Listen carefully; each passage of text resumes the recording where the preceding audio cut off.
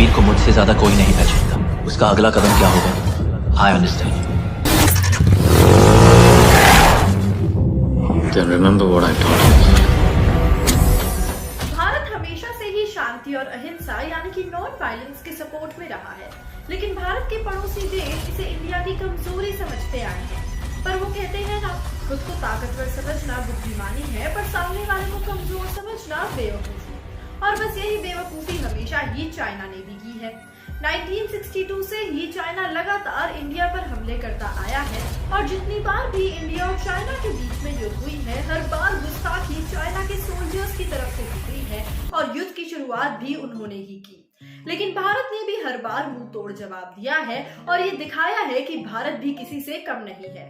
ये बात है 1987 की, जब चाइना को ऐसा लगा जैसे कि वो इंडिया पर भारी पत्थरबाजी करके इंडिया के बॉर्डर वाले शहरों पर कब्जा कर सकता है और इसीलिए चाइना के सैनिकों ने अचानक ही भारत पर हमला कर दिया। अब भारत के ऑफिशियल्स ने बड़े ही प्यार से चाइना से बात करके इस मामले को सुलझाने की कोशिश की, लेकिन चाइना भी बातों से मानने वाला कहाँ था। और यही देखते हुए इंडियन आर्मी के चीफ ऑफिसर कर्नल राज ने अपने सैनिकों को आदेश दिया और उनके साथ मिलकर एक ऑपरेशन की शुरुआत की। इस ऑपरेशन का नाम था ऑपरेशन फैल्कन। इस ऑपरेशन के तहत उन्होंने इंडियन सोल्जर्स को ये आदेश दिया कि वो एयरक्राफ्ट में बैठकर चाइना के सभी सोल्जर्स की सारी एक्टिविटीज मॉनिटर करें और जैसे ही उन्हें कोई हिंट मिले कि कहीं से कोई हमला होने वाला है, वैसे ही अपने एयरक्राफ्ट चाइना में लैंड करके सोल्जर्स को अच्छा सबक सिखाएं।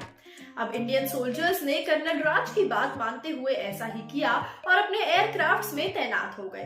अब जैसे ही उन्हें लगा कि डिस्प्यूट होने वाला है, वैसे ही उन्होंने अपने वायु विमानों को चाइना में लैंड कराया और चाइना के सैनिकों को खूब अच्छे से वार्निंग दी कि अगर उन्होंने इस बार युद्ध किया तो वो बात करने नहीं आएंगे, बल्कि सीधा चाइना के साथ युद्ध की शुरुआत कर देंगे। अब इंडियन सोल्जर्स का गर्म मिजाज देखते हुए चाइनीज सोल्जर भी डर गए और पीछे हट गए और इस तरह कर्नल राज ने ऑपरेशन फैल्कन के साथ इंडिया को बड़े युद्ध से बचाया।